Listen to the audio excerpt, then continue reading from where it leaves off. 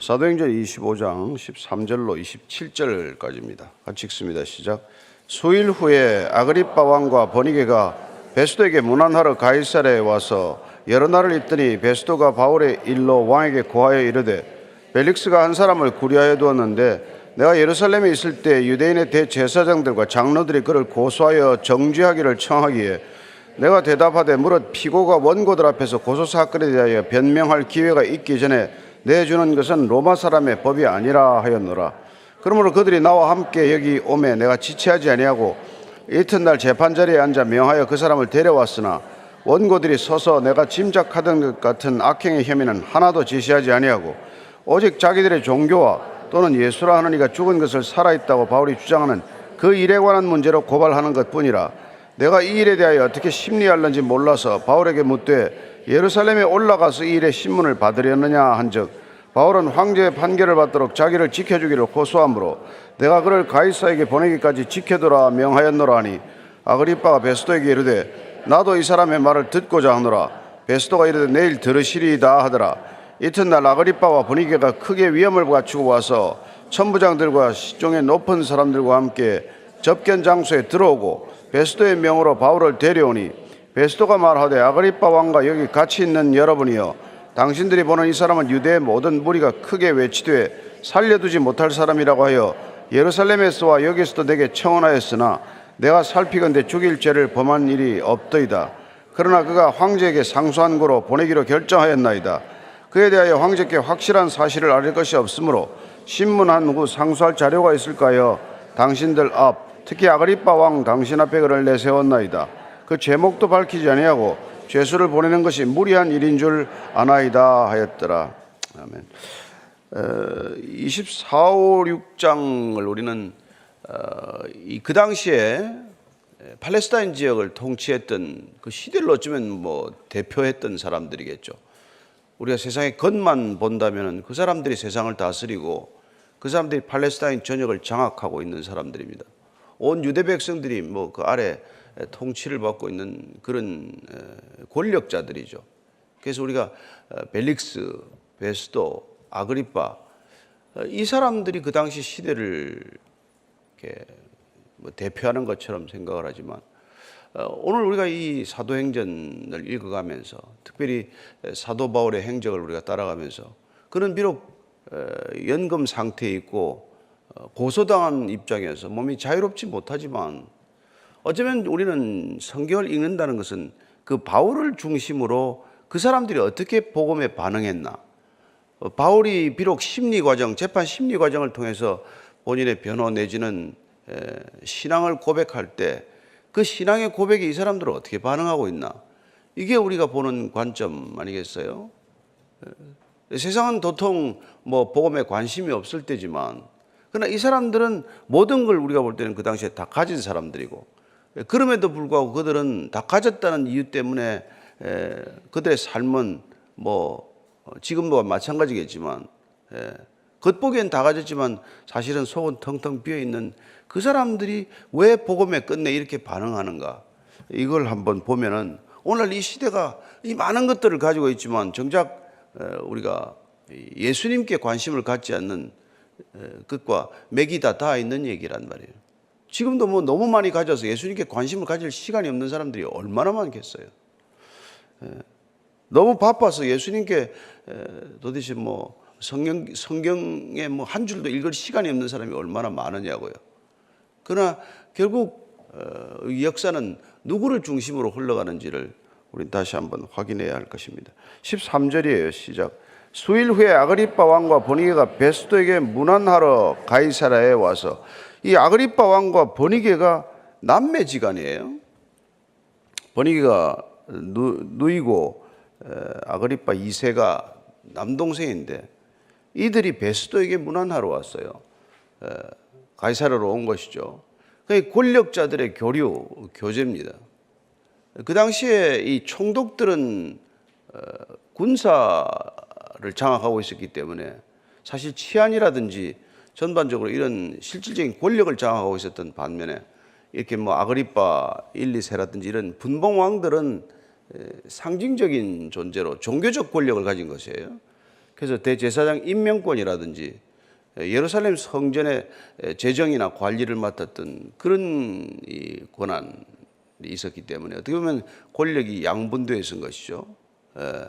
원래 뭐 이 하나님 나라의 통치는 권력이 분리되지 않았던 형태지만 그러나 점점 종교 권력과 정치 권력이 분리되는 재정 일치 시대에서 정교 분리 시대로 넘어가면서 점점 종교는 종교의 영역에 국한되게 되고 정치적 권력은 정치적 권력의 행사로 국한되는 그런 거 있지만 우리가 잘 알다시피 유대 성전 시스템은 소위 산헤드린 공회를 중심으로 구약시대적 그런 재정 일치적 성격을 가지고 있었기 때문에 로마법과는 저촉될 수밖에 없는 그런 상황이 있었다는 것을 우리가 이해할 필요가 있어요. 그래서 그들은 종교 권력이 결정을 하면 정치 권력은 반드시 따라와야 되고 그걸 못할 일이 없는데 왜 로마법으로는 그걸 유대인들의 판결을 존중해 주지 않느냐, 그런 불만이 있을 수밖에 없죠. 그래서 늘 이 유대 이 지역이 로마 전체 제국 안에서 가장 시끄러운 지역에서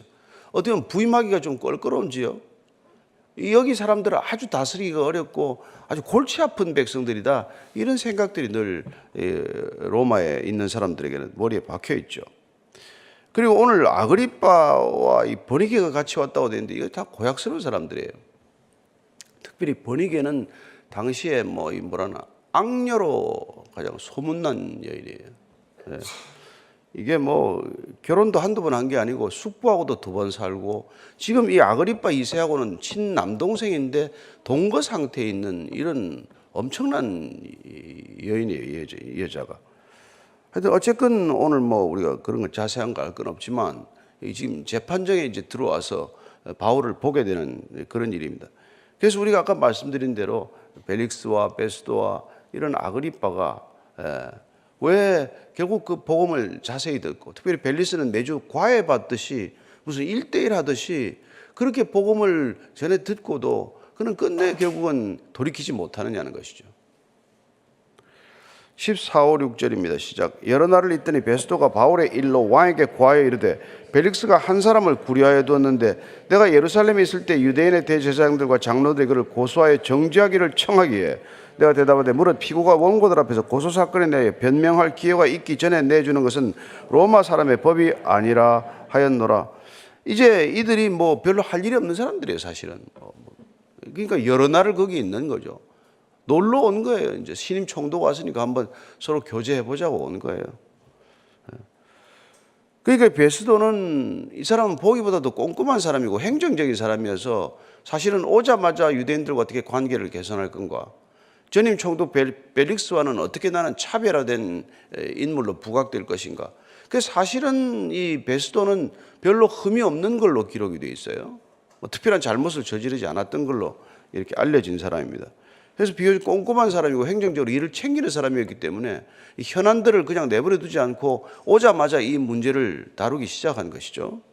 그래서 사흘 만에 예루살렘으로 올라갔다가 거기서 또 재판 관할지를 예루살렘으로 옮겨달라는 얘기를 선뜻 이렇게 허락하지 않고 다시 그들을 데리고 가이사랴로 내려와서 다시 이 바울을 신문했고 그 과정에서 죄가 없다는 것을 이미 확인했던 사람이에요. 그러니까 이게 이해력도 빠르고 사태를 파악하는 분별력도 빨랐던 사람이죠.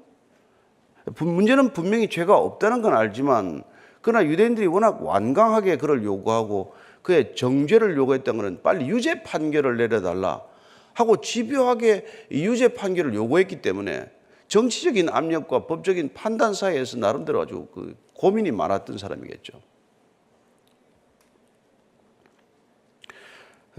그래서 고소 사건에 대해서 이렇게 피고가 충분히 변명할 기회가 있기 전에 그걸 내주는 건 말이 아니다. 로마의 법상 그럴 수는 없다. 그렇게 얘기를 했다고 베스도가 지금 자기한테 놀러 온 아그리빠 2세한테 이걸 얘기를 해주는 거예요. 아그리빠 2세는 헤롯 가문 중에서는 비교적 그래도 조금 덜 독한 사람이라 그럴까요? 아시다시피 헤롯 가문과 이 기독교와는 아주 철저히 이렇게 악연이 계속된 집안 아니에요. 그래서 우리 헤롯 대왕은 예수님 태어났다는, 메시아가 태어났다는 소식을 듣고는 2살 이하의 아이들을 전부 죽이라고 명령했던 자고, 그 아들들이 이제 뭐 우리가 잘 알다시피 헤롯 이제 아그리빠가 태어났는데, 아그리빠는 뭐예요? 1세는 나중에 보면은 세례 요한을 죽이는 사람이 되는 것이죠. 그리고 또 뭐 나중에 또 저 뭡니까? 야고보, 12사도 중에서 처음 야고보가 또 손에 죽게 되고, 그리고 베드로는 죽이려다가 미수에 그치고, 그리고 지금 또 바울을 또 이렇게 잡아서 어쩌지 못해서 지금 이렇게 안달하는 그런. 근데 비교적 이 아그리빠 1세 아들 2세는 그렇게 지금 뭐 적대적인 관계는 아니에요. 나름대로 좀 이해가 있는 사람으로 보인다는 것이죠. 그러므로 그들이 나와 함께 여기 오래 내가 지체하지 아니하고 이튿날 재판자리에 앉아 명하여 그 사람을 데려왔으나 원고들이 서서 내가 짐작하던 것 같은 악행의 혐의는 하나도 제시하지 아니하고 오직 자기들의 종교와 또는 예수라 하는 이가 죽은 것을 살아있다고 바울이 주장하는 그 일에 관한 문제로 고발하는 것뿐이라. 그 지금 본인이 쭉 심리 짧은 기간이지만은 사태를 파악을 해보니까 실제로 뭐 하나도 혐의가 될 건 없다. 실정법 위반 사항은 전혀 없다. 그들이 지금 와서 자꾸 시비를 일삼는 건 종교적인 문제에 관한 것이고, 특별히 지금 사태 핵심을 나름대로 파악을 했어요. 예수가 죽었는데 그가 살아있다고 주장하는 것. 부활이라는 말도 모르는 사람인 것 같아요. 그죠? 예수가 죽었는데 지금 바울은 그가 살아있다고 주장하는 이 문제 때문에 지금 이 재판이 이렇게 계류되어 있다는 그 얘기를 지금 이제 하는 거죠. 그런데 베스도는 왜 이렇게 지금 아그리빠에게 얘기를 하게 했어요? 아그리빠가 결국은 예루살렘 성전을 장악하고 있는 실권자들과 사실 가장 친밀한 관계에 있고 그들에게 가장 큰 영향력을 미칠 수 있기 때문에 저렇게 지금 바울에게 무죄한 바울을 정죄해 달라고 하는 저들이 어떤 사람이냐, 어떻게 해야 되나 도대체. 이미 로마 황제에게 상소는 했는데 황제 보내려고 그래도 이게 지금 무슨 죄가 있어야 되는데 기소장을 써야 되는데 이게 아그리빠가 좀 자세히 도와달라 이제 이거란 말이에요. 당신이 좀 이 유대 사회를 잘 알고 유대 관습과 종교도 알고 그리고 또 그 제사장들과 비롯한 이 모든 사람들이 왜 이렇게 난리를 피우는지를 잘 아니. 내가 이거 신임 와서 내가 이제까지 잘 모르는데 어쨌건 지금 바울은 로마로 보내달라고 저러니.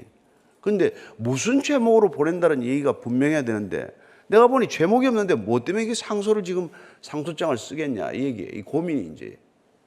왜냐하면 이게 빨리 바울이 로마로 가버려야 본인은 이게 큰 짐을 더 넘게 된단 말이에요.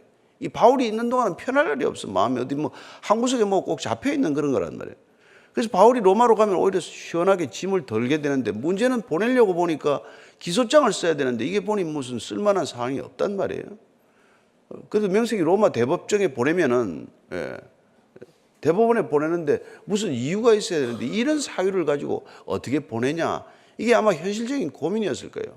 그렇다고 무죄로 풀어주기에는 너무 정치적인 압력이 크고 그래서 어떤 죄목을 발견하는데 좀 도움을 달라.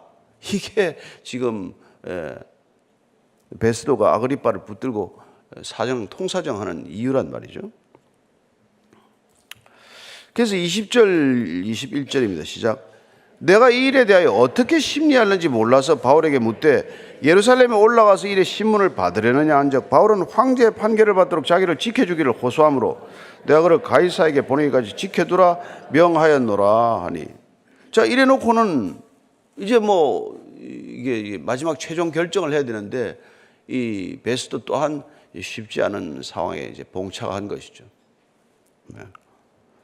왜냐하면 이제 가이사에게 항소는 결정이 되었는데 문제는 어떻게 보내냐는 것이죠. 그래서 아그리빠가 베스도에게 이르되 나도 이 사람의 말을 듣고자 하노라.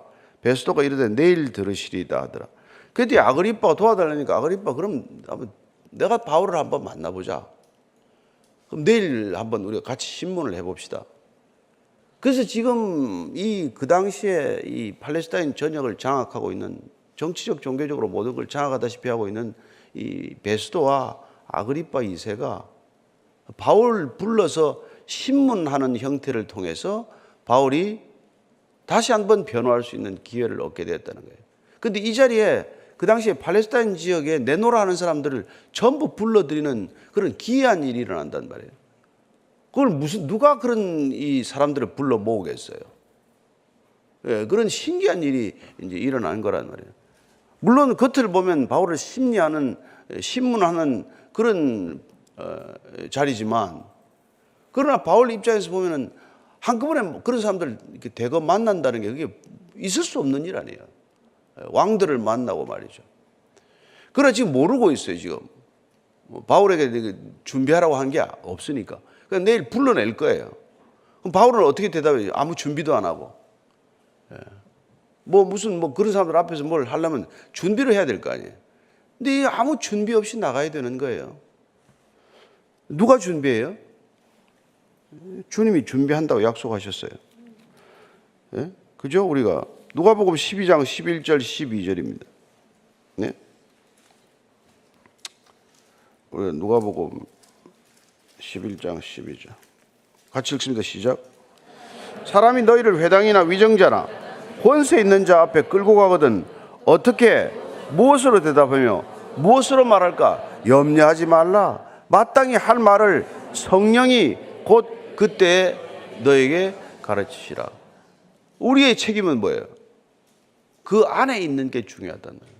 성령으로 충만한 게 중요하단 말이에요. 그럴 때 우리가 상상하지 못했던, 예상치 못했던 상황에서 입을 열어 답변해야 될 때 내 수준의 답이 아니라 주님께서 전하시고자 하는 메시지가 전해질 줄로 믿으시기 바랍니다. 그래서 우리가 성경을 늘 읽고 있어야 되는 거예요. 늘 기도하고 있어야 되는 거예요. 항상 쉬지 않고 기도하고 있고 항상 말씀을 묵상하고 있으면 주님이 그 때에 맞는 말씀을 대답하게 하실 것이다. 이게 우리가 담대한 이유란 말이에요. 자, 23절부터 25절까지 읽습니다. 시작. 이튿날 아그리빠와 보니가 크게 위험을 갖추고 와서 천부장들과 시중의 높은 사람들과 함께 접견 장소에 들어오고 베스도의 명으로 바울을 데려오니 베스도가 말하되 아그리빠 왕과 여기 같이 있는 여러분이요 당신들이 보는 이 사람은 유대 모든 무리가 크게 외치되 살려두지 못할 사람이라고 하여 예루살렘에서와 여기서도 내게 청혼하였으나 내가 살피건대 죽일 죄를 범한 일이 없더이다. 그러나 그가 황제에게 상소한 고로 보내기로 결정하였나이다. 그래서 그 다음날 그냥 느닷없이 이제 부르는 거예요 또. 근데 아그리빠와 보니게가 이게 크게 위험을 갖추고 나왔다. 이게 위험을 갖추고 있다는 게 화려한 옷차림으로 나왔다는 것입니다. 아주 그냥 그냥 그 시대에서 가장 비싼 옷을 입고 나오지 않았겠어요. 온갖 위험을 갖추고 나왔는데 이게 이 위험이라고 번역했기 때문에 원래 이 언어가 판타시아스라고 해요. 여기에서 나온 단어가 판타지란 말이에요. 판타지. 판타지는 환상이요, 공상이요, 그죠? 그러니까 이들이 갖춘 거에 한없이 화려하게 그냥 온갖 돈을 들여서 치장하고 나왔지만 그 외양, 그 외관, 그야말로 장관과도 같은 그 모습들이 하나의 헛된 그런 공상이나 망상과도 같은 거라는 거예요. 그 옷차림이나 그 삶의 모습 전체를 풍자적으로 얘기하는 그 단어라는 것을 알게 됩니다. 야, 쟤들 지금 판타지 하나 지금. 그렇게들 차려입고 다닌단 말이에요. 하루 종일 하는 시간의 대부분이 그런 옷차림이고 무슨 머리 맨몸새고 이거 아니겠어요? 종일 그게 한번 나오려고. 그러니까 바울에게 관심이 있어서 오는 겁니까? 아니면 뭐 때문에 그게 나오는 거겠어요? 모든 사람들한테 비치는 내 모습 때문에 나온 거겠어요? 이런 사람들한테 아무리 복음을 전해봐야 복음이 잘 안 들어간단 말이에요. 그럼에도 불구하고 하나님 입장에서는 듣지 못하는 사람 없도록 바울을 통해서 이 모든 사람들을 불러 모으는 거란 말이죠. 그래서 오늘 보니까 천부장들이 나와요. 그 당시에 5, 6천 명 이상의 부대가 주둔했기 때문에 보면은 적어도 천부장 5명이 여기도 다 동원된 거예요. 들어야 될 사람들이 다 온단 말이에요. 시중에 높은 사람들, 왕들이 오는데 누가 안 따라오겠습니까? 그 주변에 가장 지체 높다고 하는 사람들이 다 여기 지금 모인 거예요. 그러니까 이런 전도 집회가 어딨냔 말이에요. 이런 메시지를 전할 수 있는 호기가 어디 있겠어요? 바울이 평생가에 이런 기회를 몇 번이나 맞겠어요. 그런데 이게 다 뭡니까? 주님께서 처음에 바울을 부를 때부터 이 얘기를 하신 거 아니에요. 사도행전 9장 15절입니다. 시작. 주께서 이르시되 가라. 이 사람은 내 이름을 이방인과 임금들과 이스라엘 자손들에게 전하기 위하여 택한 나의 그릇이라. 그 당시에 이 다메섹에서 눈이 멀어가지고 들어오니까 아나니아가 나는 저 사람 못한다 그랬더니 가거라. 가서 바울의 눈을 뜨게 해주라고 하면서 주님께서 하신 말씀이 뭐예요? 내 이름을 이방인들과 임금들과 지금 이 왕들과 그리고 이스라엘 자손들에게 전하기 위하여 택한 그릇이라는 거예요. 이때 뭐 바울이 알기나 했어요. 자기가 예수가 그리스도라는 증언을 그 사람들 앞에서 하게 될 줄 어떻게 상상이나 했겠어요. 있을 수 없는 일 아니에요. 그러나 주님께서는 이미 그를 부르실 때부터 사울아 사울아 이름 부르기 전부터 다 계획이 있으셨다. 이게 놀라운 일 아닙니까? 예. 그래서 지금 뭘 지금 누가가 쓰고 있는 거예요. 그 말씀이 지금 성취되고 있는 중이에요. 이미 3차, 세 차례 전도 여행을 통해서 그는 복음을 전할 때 이방인들에게 다 전하지 않았어요? 그리고 지금 왕들 앞에서 지금 전하고 있지 않습니까? 아그리빠 왕과 베스도 벨릭스 앞에서 지금 전하고 있는 거 아니에요, 다들? 그 이스라엘 백성들에게 지금 이 복음을 전하고 있는 거란 말이에요. 그러니까 하나님께서 어떻게 하면은 이 메시지를 전할 수 있을 것인가? 어떤 메신저를 통해서 전하고 있을 것인가? 이게 하나님의 관심사 아니겠어요? 하나님의 말씀을 아무리 뭐 스피커로 울려도 듣지 못하는 사람한테 인간의 언어로 전하기 위해서 예수님이 오셨고, 예수님이 나를 본 자는 아버지를 보았고 아버지께 듣지 않은 것을 내가 말하지 않았다라고 말씀하심으로써 아버지께서 하고자 하는 말씀을 예수님을 통해서 다 하셨고, 그 말씀을 들은 사도들이 또 다 전했고, 그 말씀의 전해들은 또 그리스도인들이 또 어딘가로 가서 전하고 있고, 그래서 끊임없이 메시지는 흘러가야 되고 흐르고 있다는 것을 우리가 알 수 있잖아요. 그래서 이 메시지는, 복음은 전방위로 흐르고 있다는 거예요. 소아시아와 마게도니아와 아가야 이렇게만 흐르는 게 아니라, 이방인들과 유대인들에게만 흐르는 것이 아니라 남종이든 여종이든 지체가 높은 사람이건 낮은 사람이건 배운 사람이건 못 배운 사람이건 누구에게나 복음은 흘러가야 하고 또 지금 흘려보내고 있다. 이게 지금 사도행전 이후로 지금 우리가 계속하고 있는 일이란 말이에요. 사도 바울이라는 상징적 인물을 통해서 이 일이 이루어지고 있지만 지금 이 시대는 저와 여러분들을 통해서 그 일이 이루어지고 있는 줄로 믿으십시오.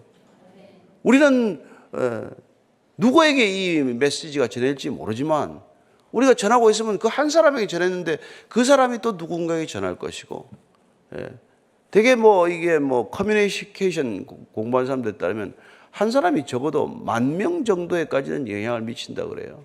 일생 동안 미칠 수 있는, 지금 그 이상이죠 지금.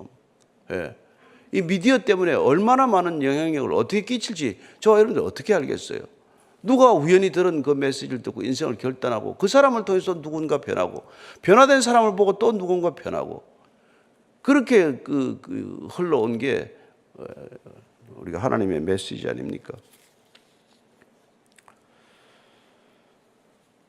26절 27절 읽고 정리하십시다. 시작. 그에 대하여 황제께 확실한 사실을 아뢰 것이 없으므로 신문한 후 상소할 자료가 있을까요? 당신들 앞, 특히 아그리빠 왕 당신 앞에 그를 내세웠나이다. 그 제목도 밝히지 않고 죄수를 보내는 것이 무리한 일인 줄 아나이다 하였더라. 왜 지금 이런 일이 일어났는지 본인으로서는 하나도 선한 의도는 없어요. 그냥 고민이 지금 생겨서 이런 자리를 만들어진 것뿐이란 말이에요. 내가 황제한테 지금 상소문, 고소 이유서를 써보내야 되는데 마땅치 않다. 그래서 한번 그 죄목을 찾아보자. 죄목이 없는데 이거 그러니까 안 보내면 되는데 지금 무죄 방면을 못해서 이런 일이 생긴 거란 말이에요. 그 세상은 여러분, 죄가 없는데 죄를 만들어서라도 이런 일을 하고 있는 곳이 세상이다 이 말이에요. 누가 생각나요? 네? 생각나는 사람 없습니까? 다니엘서 6장 13절 읽겠습니다. 시작. 그들이 왕 앞에서 말하여 이르되 왕이여, 사로잡혀온 유다 자손 중에 다니엘이 왕과 왕의 도장이 찍힌 금령을 존중하지 아니하고 하루 3번씩 기도하나이다. 다니엘을 사로잡으려고 먼지를 털어도 먼지가 안 나니까 먼지 털면 먼지 안 나는 자를 처벌하는 법을 만들어서 이게 세상입니다, 여러분. 아시겠어요? 먼지를 털어도 먼지가 안 나니까 먼지 안 나는 사람을 잡기 위해서 왜 먼지가 안 나니? 그건 법을 만들게 하면 기도하지 못하게 하는 거란 말이에요. 여러분, 이게 지금 기독교를 향해서 옥죄어 오는 거란 말이에요. 무슨 차별금지법이라는 이름으로, 무슨 이름으로, 저런 이름으로. 왜 공공장소에서 기도하니? 왜 공공장소에서 전도를 하니? 지금 유럽에서 그게 됩니까? 프랑스에서 그런 전도, 노방전도 가능해요? 왜 복음을 전하니? 왜 대학 강단에서 너 신앙을 밝히니? 이게 지금 여러분 세상이 하고 있는 일 아니에요? 다 넉놓고 있다가 당하는 것이죠. 넉놓고 있다가. 기가 막히죠. 근데 바울은 그 어려운 때, 그 어려운 상황에서도 끝까지 견뎠단 말이에요. 바울이 처한 상황이 우리보다 이렇게 쉽다고 생각을 하십니까? 말할 수 없는 상황 아니에요. 그래서 로마 교회를 향해 쓴 이 로마서 5장 3절 4절 읽어보십시다. 시작. 다만 이뿐 아니라 우리가 환난 중에도 즐거워하나니 이는 환난은 인내를, 인내는 연단을, 연단은 소망을 이루는 줄 알미로다. 그는 소망을 잃지 않았어요. 그가 바라는 것이 이 땅의 것들이 아니라 영원한 것에 대한 소망이었기 때문에 그는 어디에 있건 어떤 상황이건 소망을 잃어본 적이 없단 말이에요. 그래서 환난이 올지라도 인내했고, 그 인내가 결국 그는 연단했고, 그 연단은 끝내 그에게 이런 복음을 전할 수 있는 놀라운 자리를 하나님께서 만들어 주시는 거예요. 내가 어디 왕들 만나자고 만나 주겠습니까? 무슨 천부장들 5명을 다 모을 재간이 있습니까? 그러나 무슨 일인지 하나님께서는 이렇게 바울을 자유롭지 못한 몸으로 만드시더니 이렇게 몽땅 사람들을 모아서 한단 말이에요. 사실은 바울 혼자 지금 자유롭지 못하고 나머지 사람들은 다 자유롭다고 생각할지 모르겠지만 하나님의 관점에 보시면 바울 혼자 자유인이고 나머지는 전부 죄수들이란 말이에요. 어딘가에 모르는데 갇혀 있는 사람, 우상에 붙들려 있는 사람, 자기 생각에 사로잡혀서 어쩔 줄 모르는 사람, 육신의 정욕에 빠져서 단 한 번도 마음의 평안을 누리지 못한 사람, 전부가 죄수들이요, 전부가 갇혀 있는 자들이란 말이에요. 저는 여러분들이 주님 한 분에게 속함으로써 세상으로부터 온전히 자유한 사람이 되기를 축원합니다. 오늘도 그 자유로움을 마음껏 누리고 갇혀 있는 사람들에게 진정한 참 자유가 무엇인지를 증언하는 하루가 되시기를 축원합니다. 그래서 우리가 이게 갇혀 있는 복음이 아니라 열려 있는 복음, 어딘가를 향해서 끊임없이 전해지는 복음 되게 하여 주옵소서. 그렇게 한번 기도하십시오. 하나님 아버지, 복음이 갇혔습니다. 복음이 변질되었습니다. 바울은 어떤 형편과 처지에서도 흔들리지 않고 복음 하나 전하는데 목숨을 걸었는데, 우리는 내 개인적인 것들이 상황과 형편이 좋아지는 것을 복음이라고 여깁니다. 우리는 번영 복음에 사로잡히고 말았습니다. 우리는 모두 바벨탑에 갇히고 말았습니다. 하나님께서 바벨탑을 허물고 아브라함을 불러서 온 세상까지 복의 근원이 되라고 하셨지만, 우리는 다시 복의 바벨탑을 쌓는데 온 마음과 시선이 집중되고 있습니다. 주님, 다시 한번 저희들 쳐서 복종케 하시고 쳐서 일깨우셔서 바벨탑에 갇혀 있는 그리스도인들이 아니라 열방을 향해 나아가는 그리스도인들 되게 하시고, 내 것 하나 소유에 집착하는 그리스도인이 아니라 휘어져 추수할 사방의 들녘을 바라보는 참된 주님의 일꾼들 되게 하여 주시옵소서. 하나님 아버지, 오늘도 주님께서 저희들을 나를 따르라, 내가 너로 사람을 낚는 어부가 되게 하리라 하셨사오니, 오늘도 종일 우리가 살아가면서 단 한 사람이라도 내가 주님께로 인도할 수 있는 사람 있나 집중하는 하루가 되게 하여 주옵소서. 이제는 십자가에서 그 모든 것을 쏟아부으셔서 우리가 참 그리스도인 되게 하신 우리 구주 예수 그리스도의 은혜와 하나님 아버지의 측량할 수 없는 사랑과 성령의 기름 부으심과 인도하심이 오늘도 이 말씀 붙들고 오직 주의 복음 실을 신고 주께서 가라 하시는 곳 주저없이 가기를 원하는 이제 고개 숙인 모든 믿음의 형제 자매들 위해 지금부터 영원까지 함께 하시기를 간절히 축원하옵나이다. 아멘.